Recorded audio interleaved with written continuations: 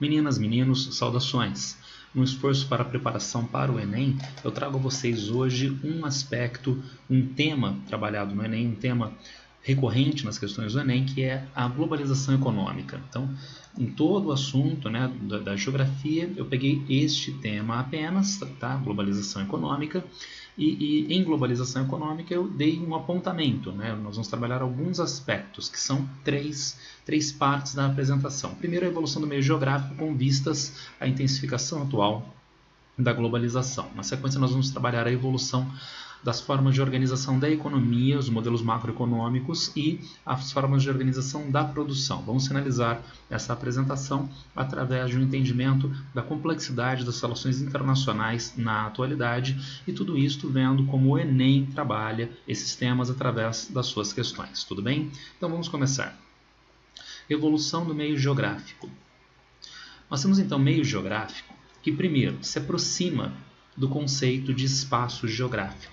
Nós sabemos que espaço geográfico é um objeto de estudos da geografia.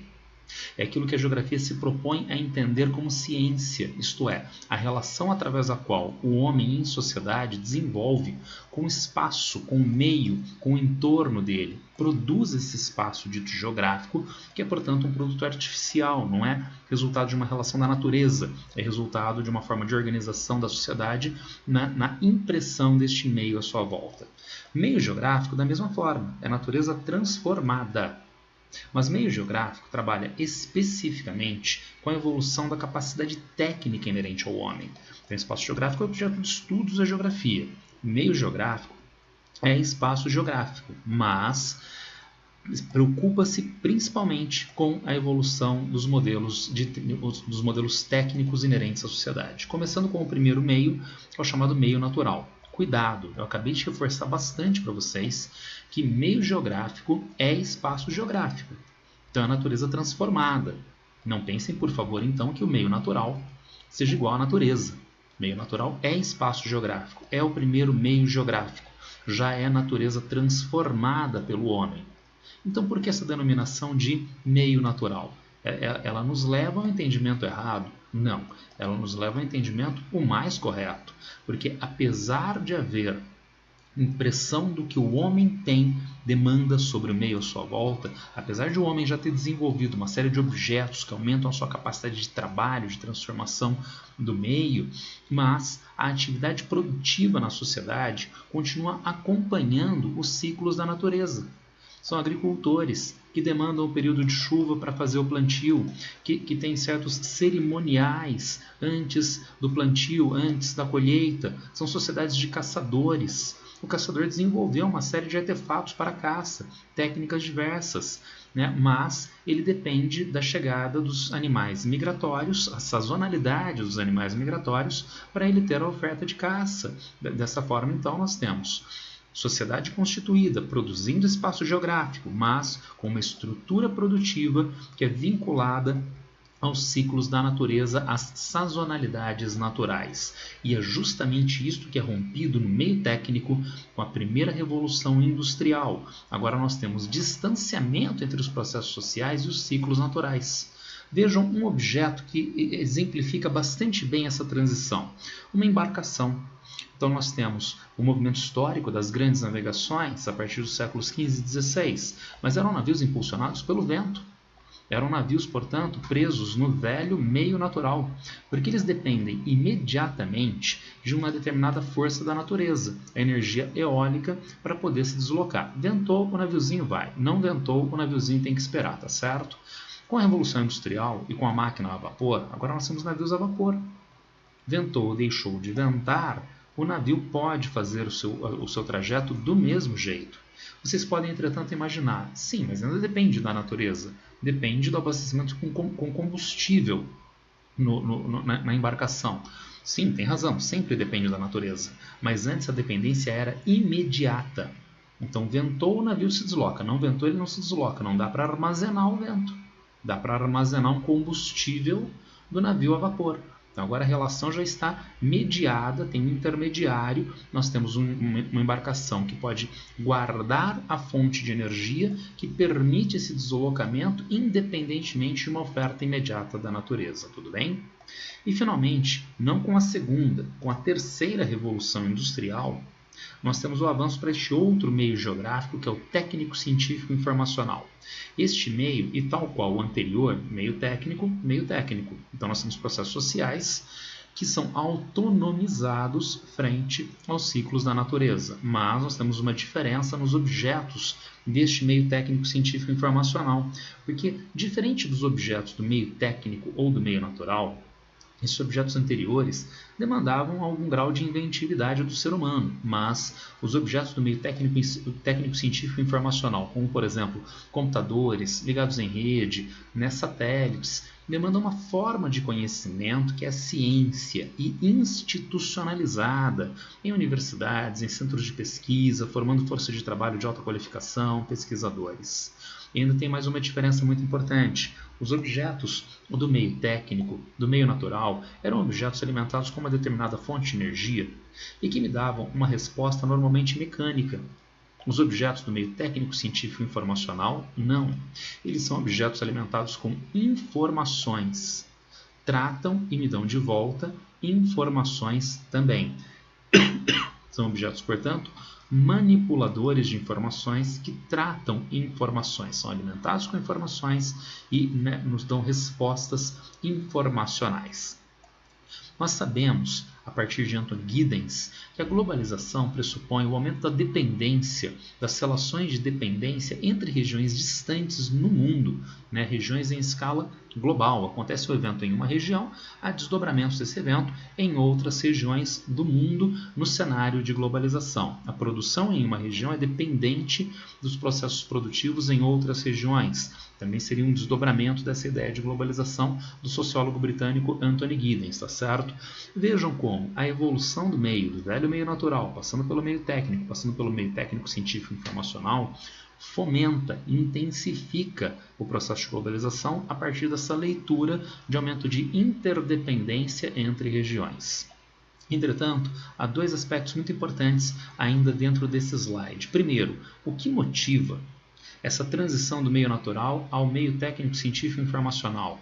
E, quase concomitantemente, o que motiva o processo de globalização? Nós não podemos utilizar como resposta aquelas abstrações vazias do tipo inventividade humana, curiosidade. Não. Nós precisamos dar concretude histórico-social para este processo. O que há em uma determinada sociedade, há sociedades que se constituem na Europa nos séculos XV, XVI, XVII, XVIII e que motiva a formação deste meio geográfico, meio técnico, eventualmente meio técnico científico informacional. O que há nestas sociedades que faz com que elas motivem o atual processo de globalização? Ora, causa e contexto, evolução das necessidades econômicas, diríamos necessidades do capital. O capital é uma forma de organização da economia da sociedade orientado para a sua reprodução. Aumento dos meios de enriquecimento é o objetivo da sociedade capitalista. E para que esse objetivo seja atingido, entre várias outras características, há uma demanda maior de previsibilidade dos processos. Então, o tempo deixa de ser o tempo da natureza para ser um tempo social inerente às necessidades do capital. Novamente, nós temos uma embarcação que é movida pelo vento no meio natural, mas ela segue o padrão de previsibilidade, ela segue o tempo do capital? Não. Ela está dentro de uma imprevisibilidade que é inerente ao tempo da natureza. Com a embarcação a vapor, nós temos agora um tempo mais próximo das necessidades do capital, uma previsibilidade que é exigida pela sociedade capitalista. Então, o contexto de evolução do meio geográfico, o contexto de formação da globalização estão relacionados com a sociedade capitalista. E ainda mais, consequências, aumento das relações de dependência entre regiões distantes, a definição de Anthony Giddens. Só que essas relações são hierarquizadas. Vamos ver na última parte da aula. Há regiões centrais, há países como os Estados Unidos, como a China, como os países da Europa Ocidental, e há países periféricos. agora recentemente estavam ocorrendo eleições em um país do mundo e o mundo inteiro estava acompanhando a contagem dos votos. Esse país era os Estados Unidos. Mas dificilmente nós podemos esperar que vai acontecer a mesma coisa, a mesma expectativa mundial nas eleições em Angola. Nada contra Angola, mas simplesmente o Brasil é um país mais periférico e, portanto, qualquer evento que ocorra na China, na Alemanha, nos Estados Unidos, vários eventos têm desdobramento em escala mundial, mas poucos eventos da periferia têm desdobramento em escala mundial. Se nós entendemos esses aspectos, vamos ver como o Enem trata esse tema. Temos aqui o texto base da questão. Vivemos nessa era interligada em que pessoas de todo o planeta participam de uma única ordem informacional das comunicações modernas, graças à globalização e ao poder da internet. Quem estiver em Caracas ou no Cairo conseguirá receber as mesmas músicas populares, notícias, filmes e programas de televisão no livro de Anthony Giddens. Vamos ver o enunciado. O texto faz referência à revolução informacional que vem produzindo uma série de alterações no cotidiano dos indivíduos. Nessa perspectiva, a vida social das pessoas está sofrendo grandes alterações devidas à diminuição na interação social entre os indivíduos mais informatizados. As relações presenciais podem ser reduzidas, mas ele está falando de indivíduos informatizados e, portanto, a ideia de informatização está se reportando a uma interação que é de caráter virtual, através dos meios de comunicação e que é, nesse caso, ampliada. A velocidade com que as informações são disponibilizadas em todo o mundo. Sim, porque através dos meios de comunicação, a informação e, consequentemente, o capital, eles têm a marca da instantaneidade. Claro que há um intervalo de tempo entre emissão e recepção, mas nós podemos tornar irrelevante isso e pensar na instantaneidade da informação e do capital. Vejamos C. Ao baixo fluxo de informação disponibilizado pelos meios convencionais de comunicação. Nós estamos tratando do meio técnico-científico informacional, da intensificação da globalização, e não de meios convencionais de veiculação de informações. D. A maior disponibilidade de tempo para atividades relacionadas ao lazer. Menos tempo, na verdade, porque através desse curso de comunicação, o trabalhador na sua casa, o trabalhador em qualquer lugar, através do seu computador pessoal, através do seu smartphone, ele pode receber demandas profissionais. E ao aumento nos níveis de desemprego entre os mais jovens. Verdade, em vários países do mundo, inclusive no Brasil, o desemprego entre populações jovens é um problema bastante grave, mas não há relação com o texto base, não há relação com o enunciado. Então vejamos a alternativa B realmente, a velocidade com que as informações são disponibilizadas em todo o mundo. De todas as transformações impostas pelo meio técnico-científico informacional à logística de transportes, interessa-nos mais de perto a intermodalidade. E por uma razão muito simples, o potencial que tal ferramenta logística ostenta permite que haja, de fato, um sistema de transportes condizente com a escala geográfica do Brasil. Nós temos o texto base, vejamos o enunciado. A necessidade de modais de transporte interligados no território brasileiro justifica-se por quê?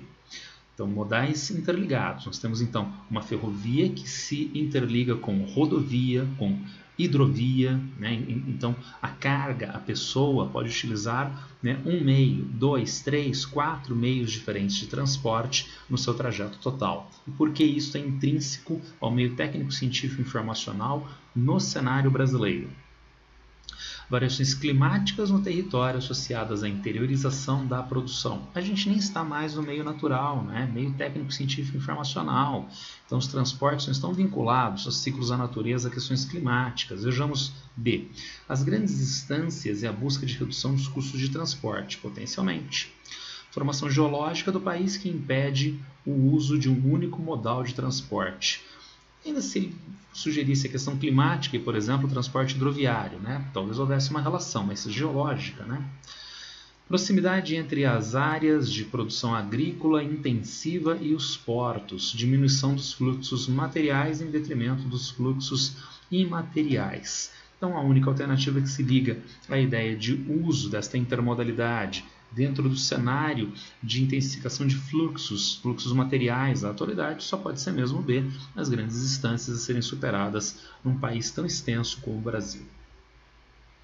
Ainda mais essa questão, o mundo entrou na era do globalismo, todos estão sendo desafiados pelos dilemas e horizontes que se abrem com a formação da sociedade global, um processo de amplas proporções envolvendo nações e nacionalidades, regimes políticos e projetos nacionais, grupos e classes sociais, economias e sociedades, culturas e civilizações, no texto do Otávio Yanni.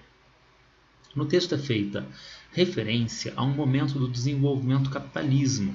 A expansão do sistema capitalista de produção nesse momento está fundamentada na difusão de práticas mercantilistas, propagação dos meios de comunicação, ampliação dos protecionismos alfandegários, manutenção do papel controlador dos estados, conservação das partilhas imperialistas europeias.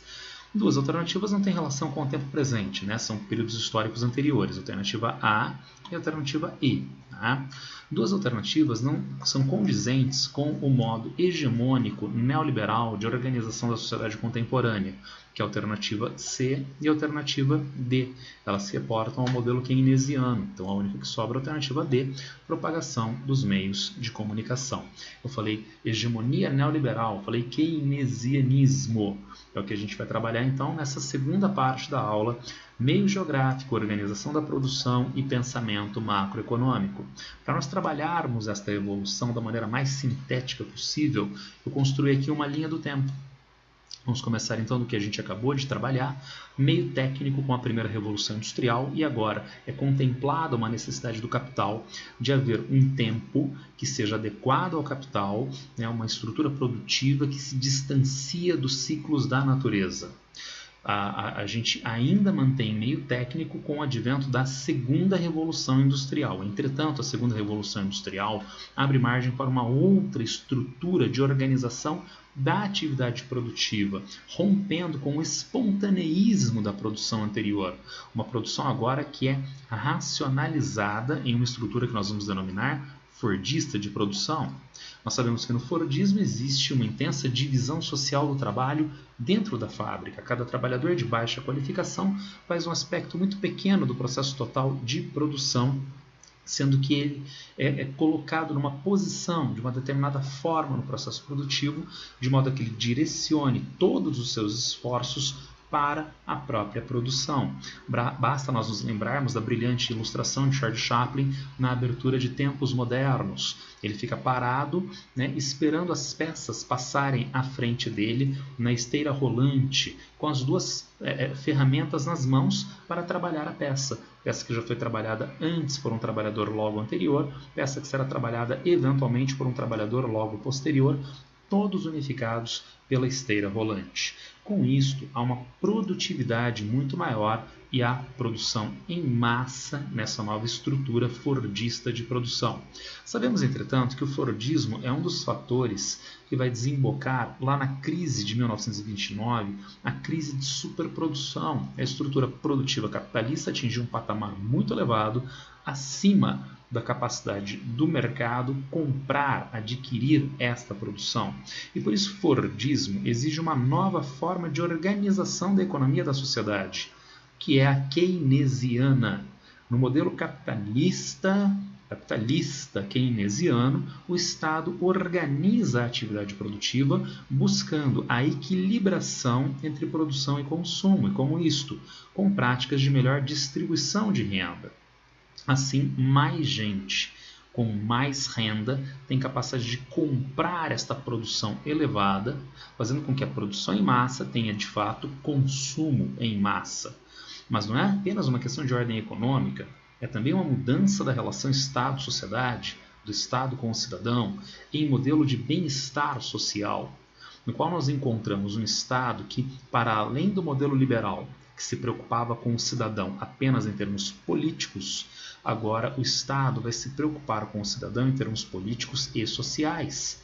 Para uma condição adequada de cidadania, o cidadão não tem apenas direitos políticos, de voto, de liberdade de expressão, mas Também ele tem determinados patamares mínimos sociais que lhe dão essa garantia de cidadania. É uma condição mínima de renda, acesso à habitação, à saúde, à educação, que serão então patrocinados pelo Estado em uma estrutura social protetiva, uma estrutura de proteção social, nesta nova modalidade então de organização capitalista em modelo keynesiano de bem-estar social. Mas vem a terceira revolução industrial, que dá margem para um outro meio, o meio técnico, científico e informacional.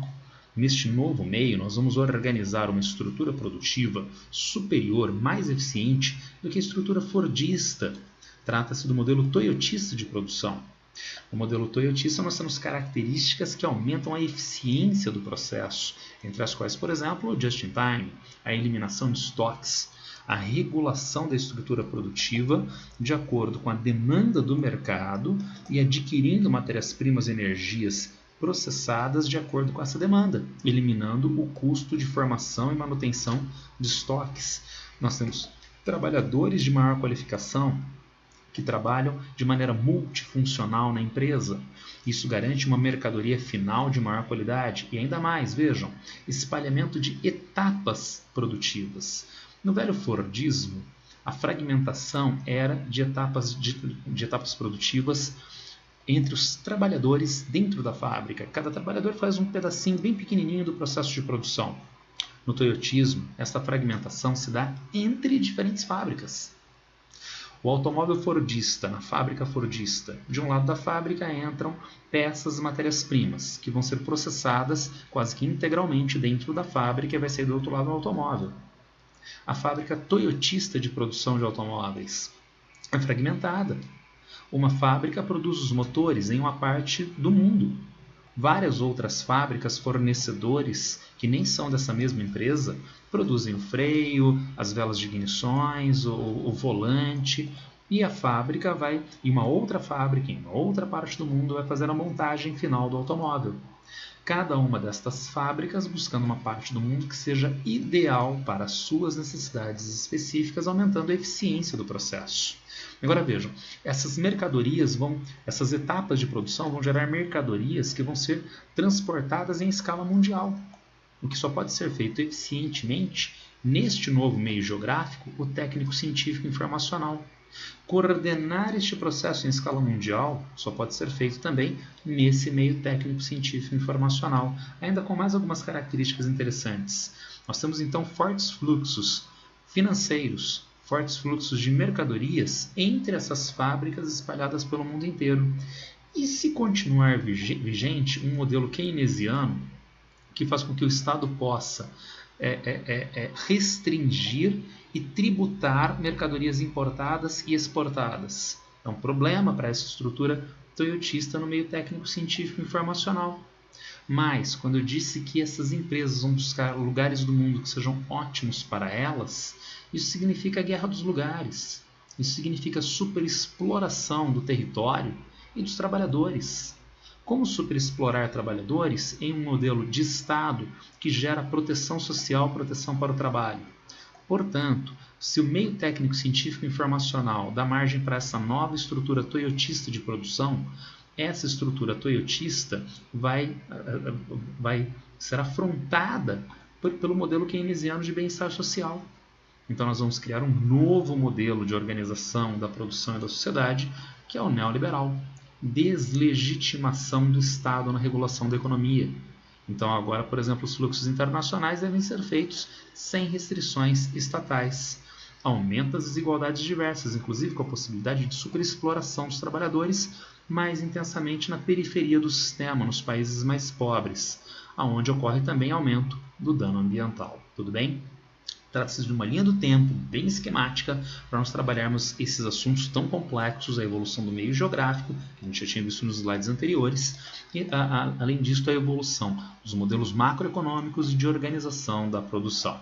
Agora vamos dar uma olhadinha como o Enem trabalha esses temas. Questão.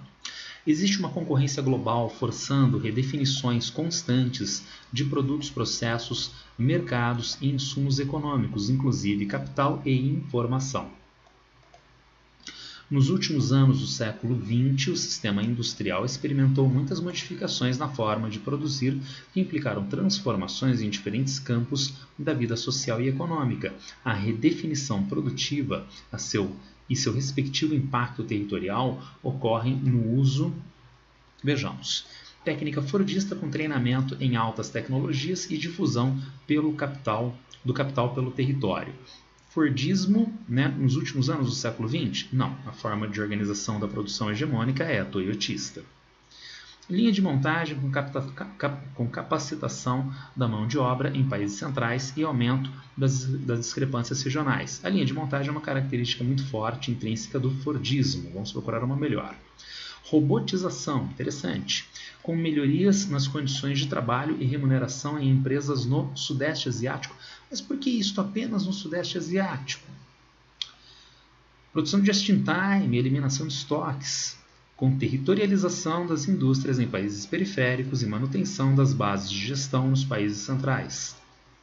E fabricação de grandes lotes com transferências financeiras de países centrais para países periféricos e diminuição das diferenças territoriais.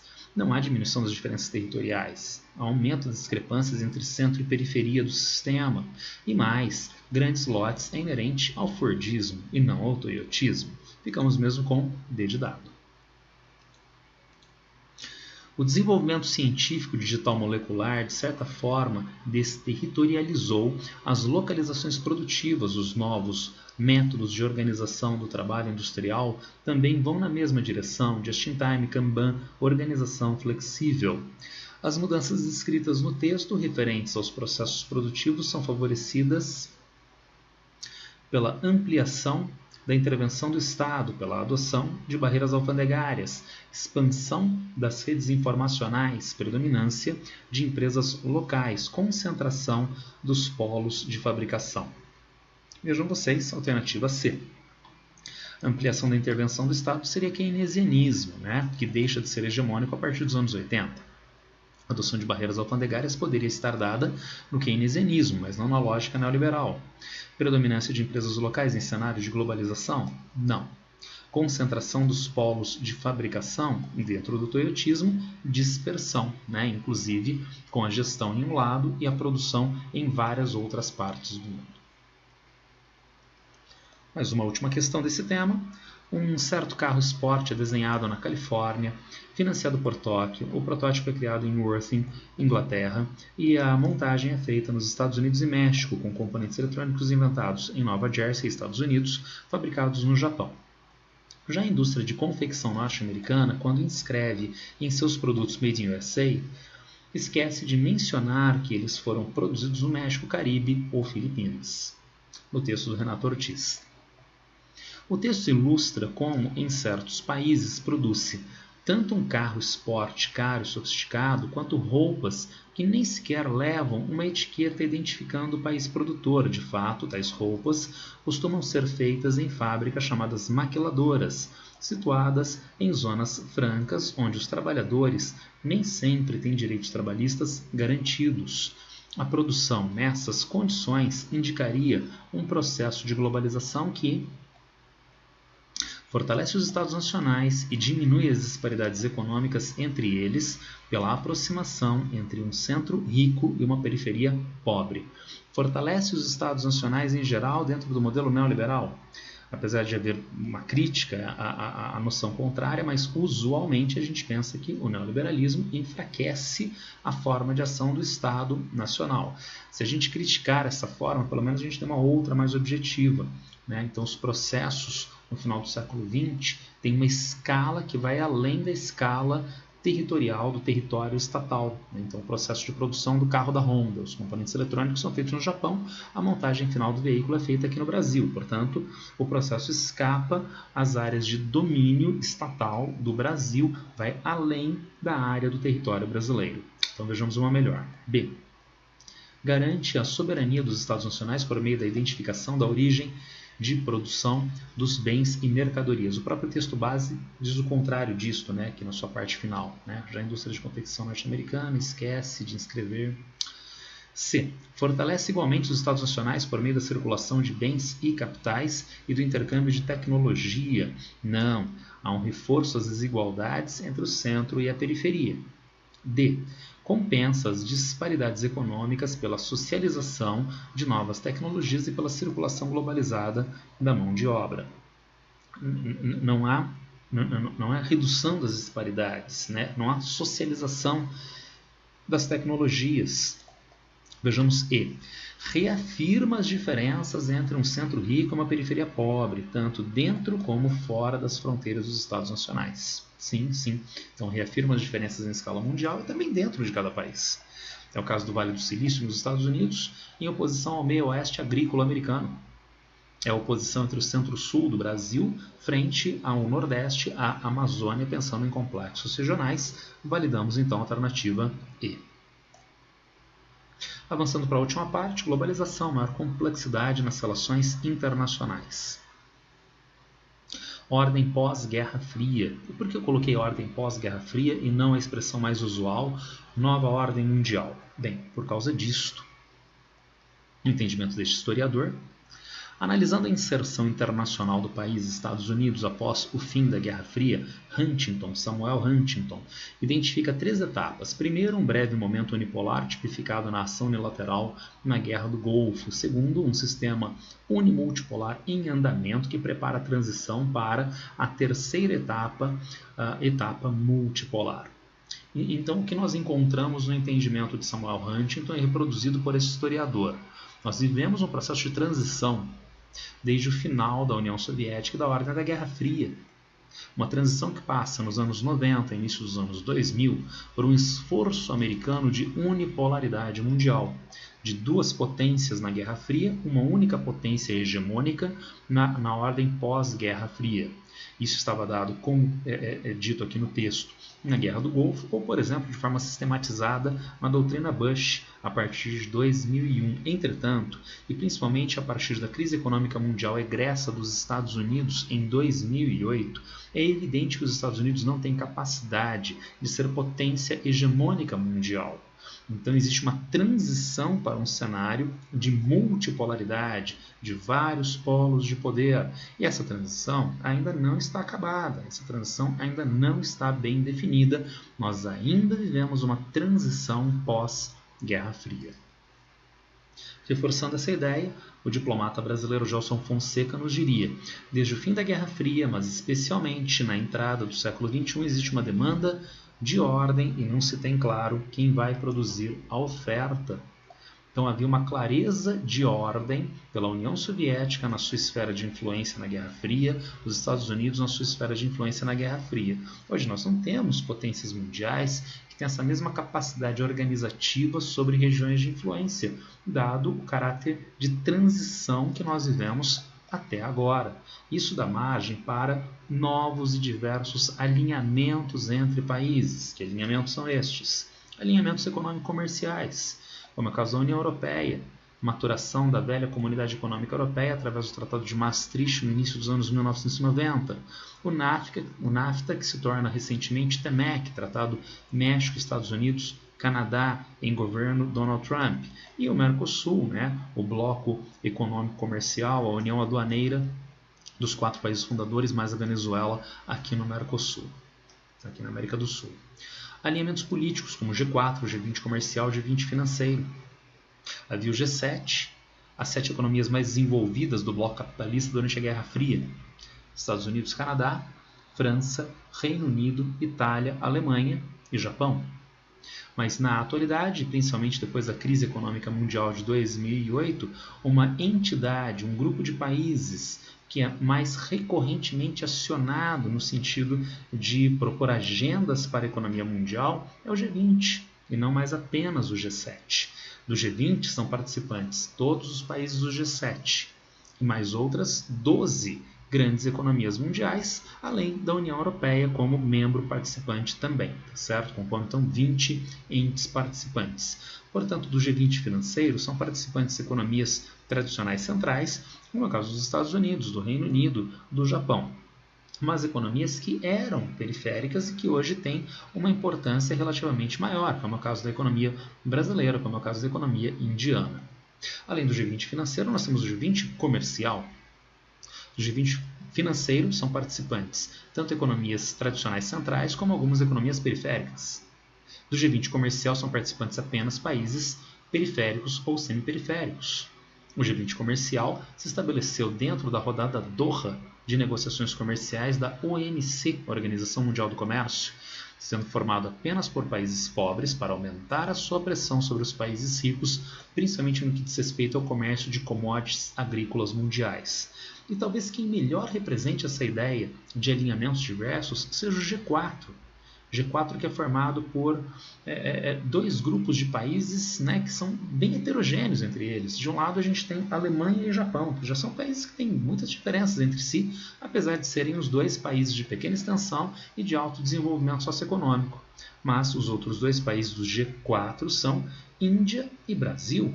Ao contrário dos dois primeiros, são países de grande extensão territorial, são países de menor desenvolvimento socioeconômico. O que esses 4 países teriam em comum pleiteando alguma coisa através do G4? A ideia é reforma do Conselho de Segurança da ONU, ampliação do P5, os membros permanentes do Conselho de Segurança da ONU, por eles se sentirem potências regionais e com uma capacidade de ação facilitada em conjunto.